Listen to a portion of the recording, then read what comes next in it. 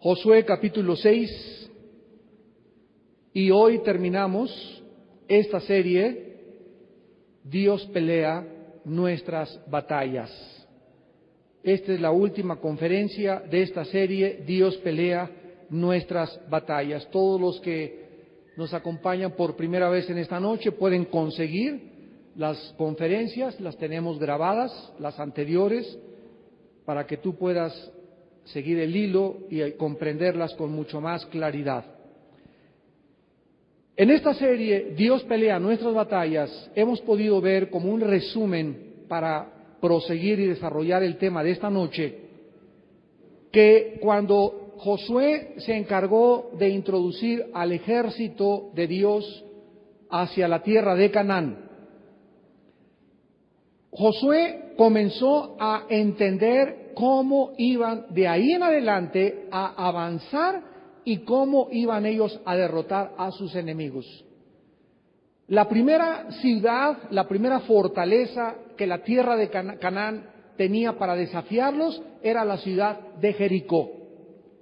Ya vimos que era una fortaleza increíblemente fortificada, inexpugnable, donde cuando supieron que los judíos iban a comenzar a atravesar el río para poder comenzar a conquistar Canaán, cerraron la fortaleza y no dejaron que nadie saliera de esa fortaleza, ni tampoco nadie entrara. Josué comenzó a hacer planes en su capacidad humana y comenzó a pensar cuántas escaleras necesitaremos para poder brincar a las murallas, cuántas catapultas vamos a usar, cuántas espadas, vamos a preparar los flecheros, los arcos, etcétera, etcétera. Y entonces ya vimos la clase pasada en el capítulo 5 de Josué que se le aparece un varón conocido como el príncipe de los ejércitos de Dios. Este varón era Jesucristo en el Antiguo Testamento. Y Jesucristo le dice a Josué: si tú peleas a mi lado y si tú te unes a mí, yo te doy toda la victoria. Y vimos que Josué cayó de rodillas ante el ángel que era Jesucristo, y en ese momento es el símbolo y el secreto que necesitamos para poder tener victoria sobre nuestros enemigos, rendirnos al poder de Dios y consagrar nuestra vida a su servicio. Cuando Josué cayó de rodillas y se rindió delante del ángel y le consagró su vida, Dios le reveló que no iba a vencer Jericó con programas ni métodos ni estrategias militares humanas. Iba a vencer las murallas de Jericó con el plan y con la estrategia divina. Y Dios le dijo: va a ser a través de la fe, confiando en las instrucciones en las que yo te voy a revelar. ¿Se acuerdan cuáles fueron las instrucciones y el plan de batalla de Dios? ¿Qué fue lo que Dios le dijo a Josué? Le vas a dar una vuelta a Jericó con todo tu ejército el primer día. El segundo día le vas a dar otra vuelta. El tercer día le vas a dar otra vuelta. Y le vas a dar 7 vueltas a la ciudad. Y la séptima vez le vas a dar 7 vueltas. Y van a ir delante de ustedes el arca. Y van a tocar las trompetas, los shofares. Y cuando toquen los shofares o los cuernos de carnero, la ciudad va a ser derribada sin haber sido disparada una sola flecha. En esta noche nuestro tema es el poder de Dios. El poder de Dios. El plan detallado para la ejecución y la caída de Jericó incluía, desde luego, la participación humana. O sea, Dios no le dijo a Josué: no, mira, tú nada más quédate mirando ahí y yo te derrumbo y le hago a las murallas y se van a caer. Sino que incluía la participación humana de obedecer lo que Dios le había instruido a Josué. Y la naturaleza de esta participación serviría para acentuar la participación de Dios. Leamos Josué 6, versículos del 3 en adelante. Rodearéis pues la ciudad, todos los hombres de guerra, yendo alrededor de la ciudad una vez, y esto haréis durante 6 días.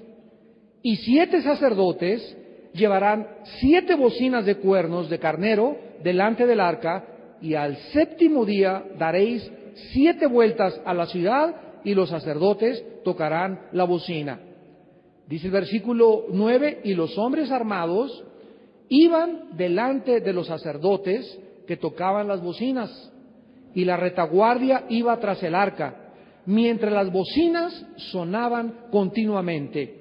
Y Josué mandó al pueblo diciendo: vosotros no gritaréis, ni se oirá vuestra voz, ni saldrá palabra de vuestra boca, hasta el día que yo os diga: gritad, entonces gritaréis.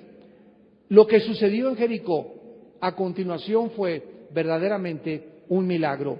Aun cuando parecía inexpugnable e impenetrable, estaba concentrada la victoria en enfocarse en el arca del pacto. Todo el secreto de la victoria para derribar Jericó y avanzar a la tierra de Canaán se encontraba en que se enfocaran y pusieran sus ojos en el arca del pacto. Veamos aquí el versículo 4. 7 sacerdotes llevarán 7 bocinas de cuernos de carnero delante del arca, y al 7º día darán 7 vueltas a la ciudad, y los sacerdotes tocarán las bocinas. Versículo 6. Llamando pues Josué hijo de Nun a los sacerdotes, les dijo: llevad el arca del pacto, y 7 sacerdotes lleven bocinas de cuerno de carnero delante del arca de Jehová. Y dijo al pueblo: pasen y rodeen la ciudad, y los que están armados pasarán delante del arca de Jehová. Así que Josué hubo hablado al pueblo, los 7 sacerdotes llevando las 7 bocinas de cuerno de carnero pasaron delante del arca de Jehová y tocaron las bocinas. Nos damos cuenta que el plan para la caída y la derrota de Jericó se encontraba enfocada principalmente en el arca de Jehová. El arca significa en la Biblia la presencia de Dios. La presencia de Dios. Déjenme explicarles a ustedes esto. Cuando el ser humano cayó en el huerto del Edén por el pecado, ¿qué cosa fue lo que perdimos? La presencia de Dios. Cuando Dios le dijo a Caín: vas a irte errante hacia la tierra de Nod y no voy a permitir que te maten. Acuérdense ustedes que el asesinato, todavía no, la ley no se había entregado en el huerto Sinaí. En el monte Sinaí, Dios le dijo a Moisés: ojo por ojo, diente por diente, no matarás, y al que mate se le aplica la pena capital. ¿Por qué Dios dio esta orden tan radical de la pena capital? Mucha gente actualmente y muchos personas que están expertas en la jurisprudencia se preguntan: pero es que la pena capital nunca ha funcionado, y ¿cómo es posible, dicen muchos juristas, que se aplique la pena capital cuando es algo de falta de misericordia? Sin embargo, déjenme compartirles la sabiduría de Dios. ¿Saben ustedes que actualmente ninguno de los sistemas penitenciarios ejercen justicia? Anoche pasaron un programa muy interesante, que todas las personas que han sido secuestradas, a ninguna se le ha regresado su dinero. El Mochorejas tenía más de 300 millones de pesos, ¿y dónde está el dinero? O sea, te secuestran, agarran al secuestrador, y a ti qué te importa que lo tengan en la cárcel si tu dinero no te lo han devuelto, lo que pagaste de rescate. Se mete un ladrón a tu casa y te roba la televisión, y lo meten a la cárcel al que te robó la televisión, y nunca te pagan la televisión. Eso no es justicia. La justicia es que esa persona que delinquió tiene que pagar el delito que consumó. ¿Para qué? Para que pueda ejercerse la justicia. Es lo que significa ojo por ojo, diente por diente. Entonces, no nos interesa que se meta un ladrón a mi casa, que se lleve las joyas, que lo meten a la cárcel y que le echen 5 años ahí en la cárcel, donde son escuelas del crimen las cárceles y las penitenciarías. Y a mí nunca me pagaron lo que me robaron, o sea, nunca se me hizo, ¿qué cosa? Justicia. Entonces nos damos cuenta que vivimos un sistema, ¿verdad?, jurídico, legal, donde no hay justicia. Y cuando venimos a la Biblia, Dios le dijo: si tú le matas una vaca a alguien, pues tú vas a reponerla con una vaca. Y si tú vas a robar una televisión, que lo metan a la cárcel, que trabaje dentro de la cárcel hasta que recobre los 3,000 pesos que vale tu televisión y que salgan los 3,000 pesos y que se lo pague a la persona, que lo indemnice con ese dinero para que la persona sepa que el delito que haga es lo que tiene que pagar. Cuando tú le quitas la vida a alguien, un asesino, ¿con qué puede pagar la vida de otra persona?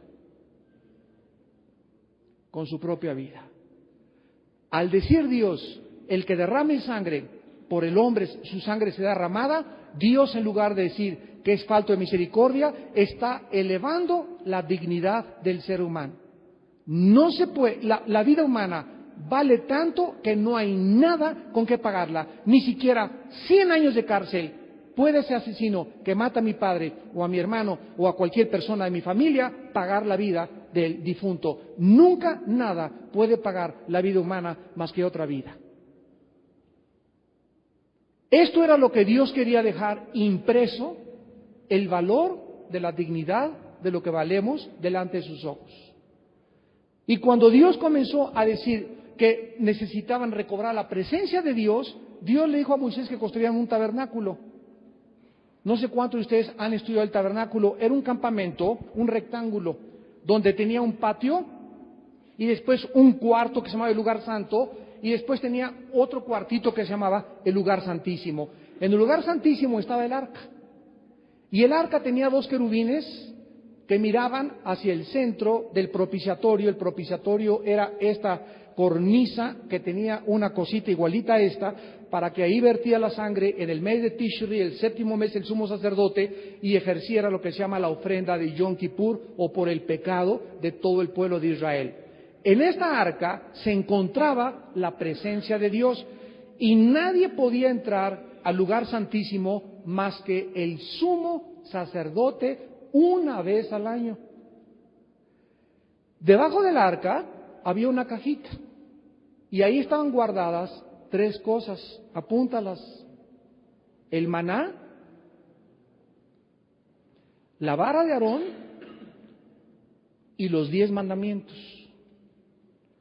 El maná, una muestra del maná, que fue el alimento como hojuelas de trigo que cayeron del cielo para alimentar al pueblo, la vara de Aarón y los 10 mandamientos. Miren ustedes la sabiduría de Dios. Los 10 mandamientos simbolizan ¿qué cosa? La ley. ¿Qué dice la ley? El que la hace la paga. ¿Qué dice la ley? La paga del pecado es la muerte. ¿Qué dice la ley? Tú hiciste esto, si no cumples los 10 mandamientos, estás bajo juicio y bajo condenación. Pero yo cumplo solamente un mandamiento, te haces culpable de los otros 10. Dios dice, tienes que cumplir los 10 mandamientos. Ahí estaban los 10 mandamientos, la ley, ¿debajo de dónde? Debajo de la sangre. Síganme con cuidado.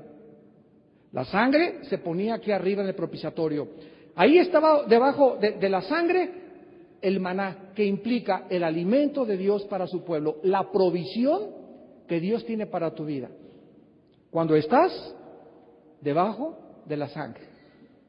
Y en tercer lugar, la vara de Aarón, que implica la dirección de Dios para tu vida y para mi vida, cuando estamos debajo de la sangre. Entonces, cuando se vertía el sacrificio y se ponía la sangre sobre el propiciatorio, al ver Dios la sangre,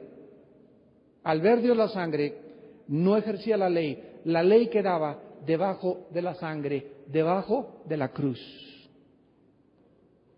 Ahora que Dios nos ha perdonado, cuando yo peco, Dios me dice, arrepiéntete, confiesa tus pecados, yo soy fiel y justo para perdonarte y limpiarte de toda maldad.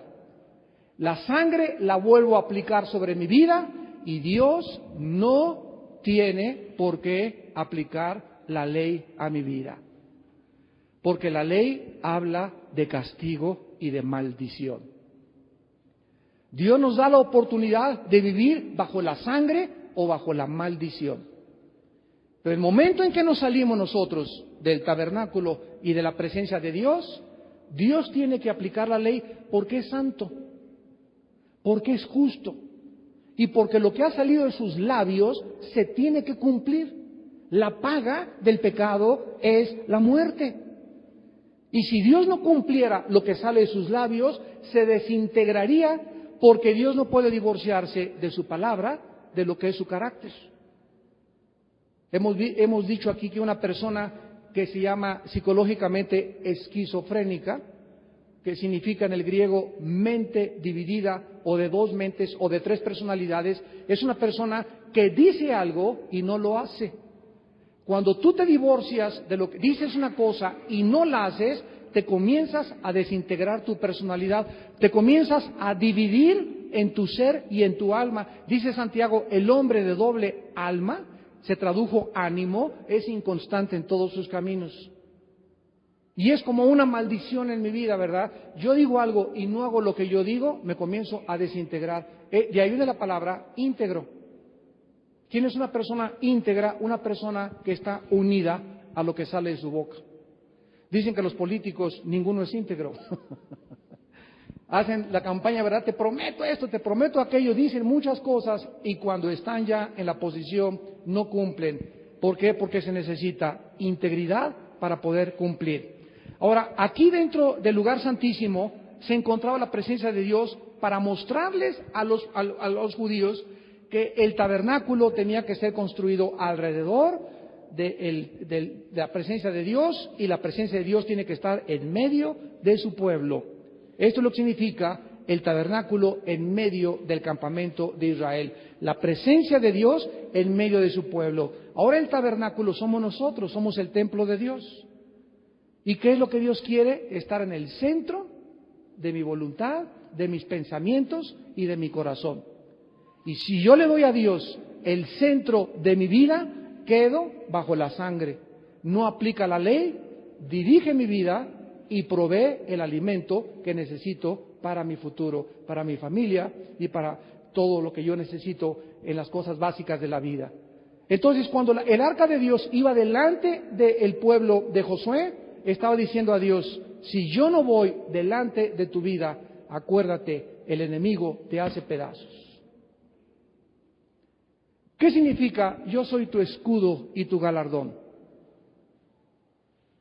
¿Qué es un escudo?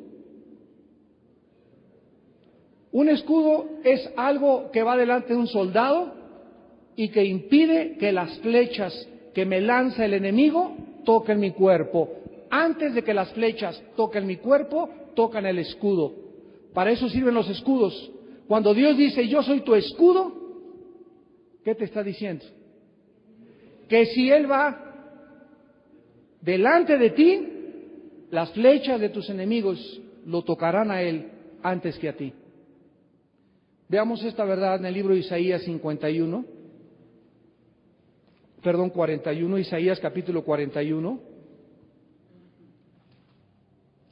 Esto es maravilloso porque verdaderamente cuando su presencia está en nuestras vidas y cuando comenzamos nosotros a darnos cuenta que es la presencia de Dios la que nos hace verdaderamente vivir y ser defendidos, jamás podremos nunca dudar de su protección. Cuando Dios nos dice que Él nos va a proteger y que Él nos va a salvar y que Él nos va a dar todas las cosas que nosotros debemos verdaderamente de tener, es cuando comenzamos a descubrir que es su presencia la que nos hace vivir en paz, la que nos da la seguridad de nunca volver jamás a tener problemas ni preocupaciones, y mi enemigo me va a robar a esto, y me tengo que poner una cerca y tener 5 guardaespaldas alrededor y protegerme de aquello, y mi marido me está demandando, y las personas aquellas. Cuando Dios va delante de nosotros, nosotros tenemos la seguridad de que todo prosperará. Dice en Isaías 54, versículo 17, ninguna arma forjada contra ti prosperará. Isaías 54, versículo 17, y condenarás toda lengua que se levante contra ti en juicio. Esta es la herencia de los siervos de Jehová, y su salvación de mí vendrá, dice el Señor. Ninguna arma, ningún plan, ninguna estrategia que el enemigo esté planeando contra tu vida o contra mi vida, ¿qué cosa? ¿Perdón? Prosperará, o sea, triunfará o el enemigo te vencerá. ¿Por qué? Porque dice la Biblia, porque cualquiera que hable contra de ti para condenarte, para juzgarte, para calumniarte, para hacerte un daño, se está enfrentando conmigo. Es la herencia que yo te dejo por ser mi hijo y por ser mi hija. Cuando nosotros comenzamos a descubrir estas verdades, santos de Dios, comenzamos a darnos cuenta que mientras Israel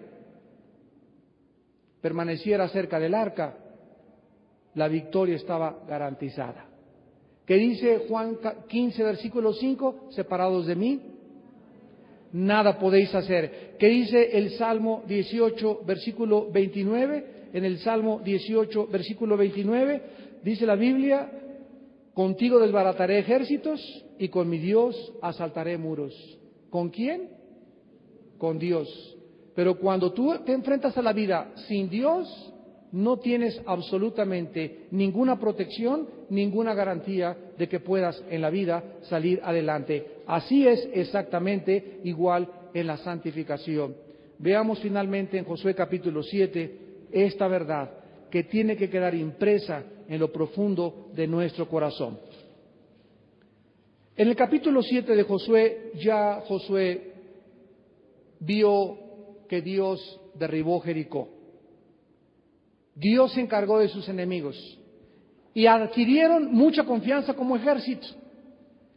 Y la próxima ciudad era un pueblito que se llamaba Ahí, Furris, como San Mateo Atenco, como Lerma. Era una cosita ahí como de nada, comparada con la Ciudad de México, ¿verdad? Era un pueblito ahí que no tenía importancia. Y entonces dice Josué, vayan 50 soldados y échenselos de una vez ya. Y manda a los 50 soldados y regresan la mitad muertos y muy pocos sobrevivientes. Y Josué se espanta y dice, pero ¿cómo es posible si acabamos de derribar a Jericó, esta ciudad inexpugnable, y este pequeño pueblito con un ejército insignificante nos acaba de derrotar? Dice Josué 7, versículo 1, los hijos de Israel cometieron prevaricación en cuanto al anatema. Porque Acán, hijo de Carmí, hijo de Sabdi, hijo de Sera, tomó el anatema y la ira de Jehová se encendió contra los hijos de Israel. Josué envió hombres desde Jericó ahí, que estaba junto a Ben, y subieron y reconocieron ahí. Y volviendo a Josué le dijeron, no suba todo el pueblo, suban como 2,000 o 3,000 hombres y tomarán ahí. No fatigues a todo el pueblo yendo allí porque son pocos. Subieron allá del pueblo como 3,000 hombres, los cuales huyeron delante de los de ahí. Y los de ahí mataron de ellos a unos 36 hombres y los siguieron desde la puerta hasta Sebarim y los derrotaron en la bajada, por lo cual el corazón del pueblo desfalleció y vino a ser como agua. ¿Qué sucede cuando las cosas en la vida, en tu vida y en mi vida, no comienzan a resultar como Dios me ha prometido? Ay, Señor, tú dijiste que iba a estar conmigo y me está yendo como en feria. Tú dijiste que iba a estar conmigo y no encuentro trabajo. Tú dijiste que iba a estar conmigo, me ibas a defender y ahora tengo por todos lados enemigos que me andan cobrando hasta la renta. ¿No te ha pasado muchas veces que has dudado si las promesas de Dios son reales? Y en ese momento Josué, al igual que tú y que yo, se puso en la misma situación. Dios mío, ¿qué pasa? Veamos qué hizo Josué, versículo 6. Rompió sus vestidos, se postró en tierra sobre su rostro, delante del arca de Jehová, hasta caer la tarde, él y los ancianos de Israel, y echaron polvo sobre sus cabezas. Y Josué dijo, Señor Jehová, ¿por qué hiciste pasar a este pueblo el Jordán para entregarnos en las manos de los amorreos para que nos destruyan? Ojalá nos hubiéramos quedado al otro lado del Jordán. Ay, Señor, ¿qué diré? Ya que Israel ha vuelto la espalda delante de sus enemigos, porque los cananeos y todos los moradores de la tierra oirán y nos rodearán y borrarán nuestro nombre de sobre la tierra. Y entonces, ¿qué harás tú a tu grande nombre? Y Jehová le dijo a José, levántate, ¿por qué te postras sobre tu rostro? Amados santos de Dios, hay veces en las que caemos de rodillas y comenzamos a orar. Y Dios nos dice, no quiero que ores. No es tiempo de que ores. Es tiempo que te arrepientas.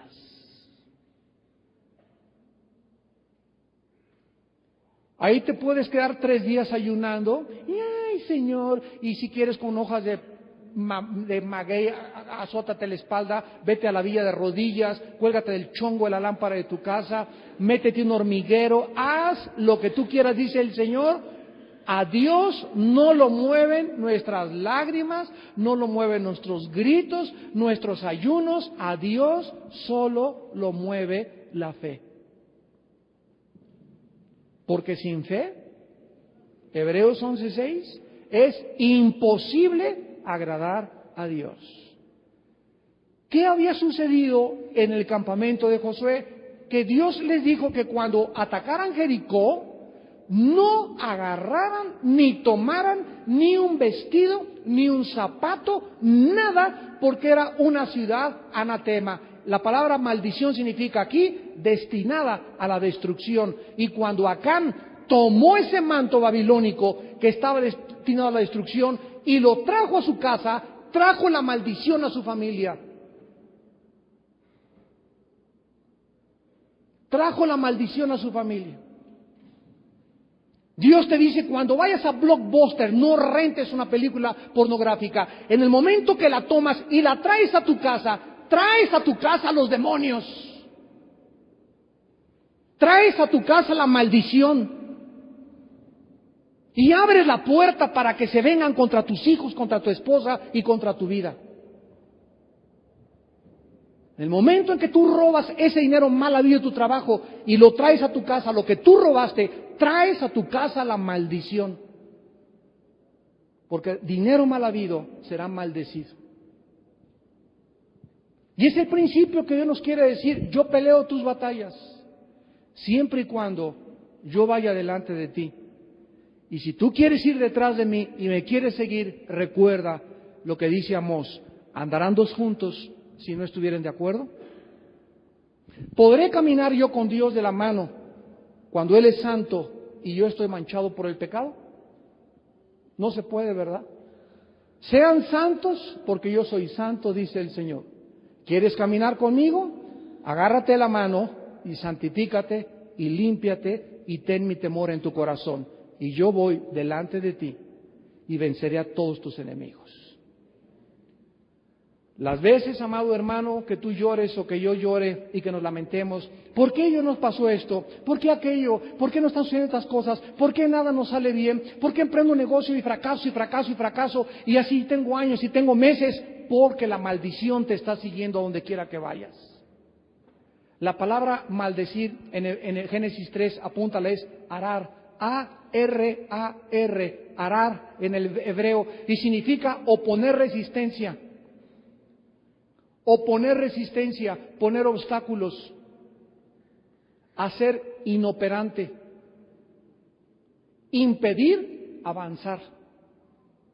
Cuando Dios le dijo a la mujer, con dolor parirás a tus hijos por la maldición, está diciendo, tu cuerpo te va a ofrecer resistencia para que salga el niño y va a salir gritando y tú vas a gritar más. Cuando Dios le dijo, la tierra será maldita, le dijo a Adán, la tierra te va a oponer resistencia y ahora en lugar de que antes le hacías así, ahora vas a tener que meterle el azadón y romperla y vas a sudar. Te va a costar trabajo sembrar y levantar la cosecha. Eso significa maldecir, oponer resistencia, resistir, no avanzar. Y cuando hay una maldición que cae sobre alguna persona, significa que la vida te está resistiendo. Nada de lo que emprendas prosperará. Todo vas a encontrar una fuerza que te impide avanzar, y te impide avanzar, y te bloquea, y obstáculo tras obstáculo. Eso no es de Dios. Dios quiere ir delante de nosotros, de victoria en victoria llevarnos. Y cuando tenemos esta resistencia de la vida, tenemos que analizar nuestra vida. ¿En qué pecado? ¿Qué hay en mi vida que está impidiéndome que Dios me bendiga? Que Dios me prospere, que Dios me dé su paz, que Dios me abra el camino, que mi matrimonio pueda triunfar, que mis hijos puedan salir bien menores de edad. ¿Qué es lo que impide en mi vida hacer esta? El pecado. el pecado siempre será el pecado. Y miren lo que le dice en el versículo 12 Dios a Josué: por esto los hijos de Israel no podrán hacer frente a sus enemigos. ¿Qué vimos en toda esta serie? Que Dios pelea por nosotros y por nuestros enemigos, ¿verdad? Y no se nos olvide que cuando el pecado entra a nuestra vida o a nuestra familia o a nuestro matrimonio, ya Dios no es nuestro aliado. Ya nos deja solos y nosotros sabemos que no tenemos el poder ni la capacidad de pelear contra nadie, porque separados de Él, nada podemos hacer. Sino que delante de sus enemigos volverán la espalda por cuanto han venido a ser anatema. Ni estaré más con vosotros si no destruyes el anatema en medio de ustedes. Versículo 13, levántate, santifica al pueblo y di, santificaos para mañana, porque Jehová el Dios de Israel dice así, anatema hay en medio de ti Israel. Y les vuelve a repetir lo mismo, no podrás hacer frente a tus enemigos hasta que hayas quitado el anatema de en medio de ustedes. Dios pelea nuestras batallas cuando hemos limpiado nuestras vidas y como dice Isaías, límpiense los que llevan los instrumentos de Jehová. Y si invocamos por Padre, aquel que sin acepción de personas juzga a cada uno de nosotros según nuestras obras, limpiémonos, tengamos su temor en nuestro corazón, porque no fuimos rescatados con oro ni con plata, sino con la sangre preciosa de Jesucristo. Dios te dice, yo pagué la sangre de mi Hijo para que tú tuvieras una vida abundante, un matrimonio lindo, hijos lindos, avanzaras, prosperaras, te fuera bien en la vida, y el precio fue la sangre de mi Hijo Jesucristo. Por favor, hijo mío, no pises esa sangre. No menosprecies lo que he hecho por ti en la cruz del Calvario, porque mi Hijo no puede volver otra vez a crucificarse para pagar por tus pecados. Por una ofrenda nos hizo perfectos para siempre. Y si tú no aplicas esa sangre que está tan fresca como hace 2000 años en tu vida todos los días, no pelearé por ti, serás derrotado. Y en lugar de ir de victoria en victoria, irás en la vida de fracaso en fracaso. Yo recuerdo que hace poco, tuvimos un pleito, quiero terminar con esta anécdota, en un programa de televisión en el canal 2, y me decía un filósofo, pues mire, señor Alducin, la libertad, era un filósofo que se llaman de los existencialistas de Jean-Paul Sartre, de esa línea de existencialismo, y me decía, la libertad, ¿verdad?, es hacer lo que querramos, etcétera, etcétera, el sexo, comer, lo que sea, y le dije, cuando una persona cree que en eso consiste la libertad, yo no quiero someterme a ninguna regla, no quiero que nadie me diga lo que tengo que hacer, quiero darle rienda suelta a mis impulsos del sexo, a la comida. Si me hice la comida 1 litro de atole en la noche, me tomo 1 litro de la noche en atole. 3 mujeres, me voy con 3 mujeres. Cuando una persona cae en esa libertad, le dije, discúlpeme, no es libertad, se llama libertinaje. Porque usted va a descubrir que eso que usted está haciendo lo va a volver un esclavo. Y en lugar de que usted crea que esa libertad lo hizo libre a usted, es una libertad engañosa, porque el pecado es ofrecer una libertad que no tenemos con el propósito de darnos satisfacción. Y cuando uno hace lo que le da la gana, no es libertad, es libertinaje. Y ninguno fuimos nacidos para ser libertinos. Fuimos nacidos para obedecer los mandamientos de Dios, que son para nuestra felicidad, para nuestra salud, para nuestro bienestar, para que nos vaya bien durante todos los días de nuestra vida. No somos dioses. Entonces, si tú quieres vivir haciendo lo que te da la gana y no obedecer a tus papás, no obedecer a tus maestros, no obedecer al gobierno, no obedecer a las autoridades, vas a acarrear a tu vida destrucción, miseria, vergüenza, culpa. ¿Por qué? Porque no fuimos creados ni diseñados por Dios para vivir como dioses.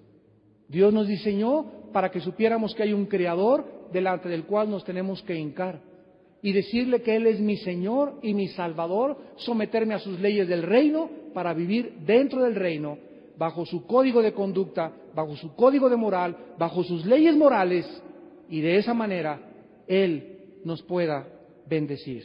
Oremos. Señor, te damos las gracias en esta noche porque tu poder se manifiesta en nuestras vidas cuando tú vas delante de nosotros, como el arca iba delante del pueblo, de tu pueblo guerrero, para que pudieran ellos comprender, que nunca perdieran de vista que el arca tiene que ir tu presencia delante de nosotros. Señor, fuimos creados para seguirte. Es lo que significa la palabra discípulo. Jesús dijo que hiciéramos discípulos, seguidores. Porque ahora Jesús es nuestro ejemplo y estamos siguiéndolo a Él. Y cuando nos alejamos de Él y ya no lo seguimos, nos perdemos en la vida. Como ovejas nos descarriamos porque las ovejas necesitan un pastor. Nunca una oveja podrá sobrevivir sin el pastor del rebaño. Porque Dios creó y diseñó a las ovejas para que vivieran en un rebaño, dirigidas, apacentadas, alimentadas y cuidadas por un pastor. Gracias por compararnos con las ovejas, Señor, en la Biblia, porque antes éramos ovejas perdidas, mas ahora hemos vuelto al pastor y obispo de nuestras almas. Ahora hemos descubierto que tú eres nuestro pastor, Señor, y que nada nos faltará. En lugares de delicados pastos nos harás descansar, confortarás nuestra alma, nos guiarás por sendas de justicia por amor de tu nombre, porque solo en tu presencia hay paz y gozo, plenitud, seguridad, confianza y propósito para vivir. Padre, te damos gracias por esta serie que tú peleas nuestras batallas y lo que nos has enseñado. Que nunca nos separemos de ti, porque tú eres el que nos vas a defender, el que nos vas a abrir el paso, tú eres el que nos vas a prosperar. Vana es la ayuda del hombre, no tenemos por qué buscar en ningún hombre, en ninguna mujer, que nos ayuden a prosperar, a poder avanzar en la vida, porque eres tú, Señor, eres tú el Todopoderoso, nuestro escudo, nuestro galardón, el que va siempre con nosotros y el que nos lleva de victoria en Cristo Jesús.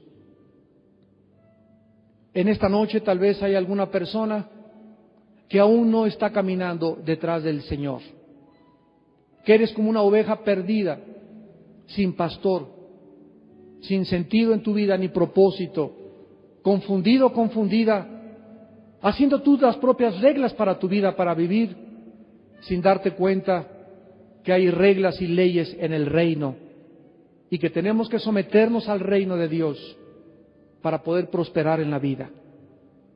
Si alguna persona esta noche quiere entregarle su vida a Jesucristo por primera vez, ahí desde tu lugar dile estas palabras: Señor y mi Dios, en esta noche he comprendido que no te estoy siguiendo, que estoy perdido, perdida, confundido, confundida, viviendo solamente para mis propios intereses. Reconozco que tú en la cruz del Calvario pagaste con tu sangre por mis pecados y que yo he pecado delante de ti.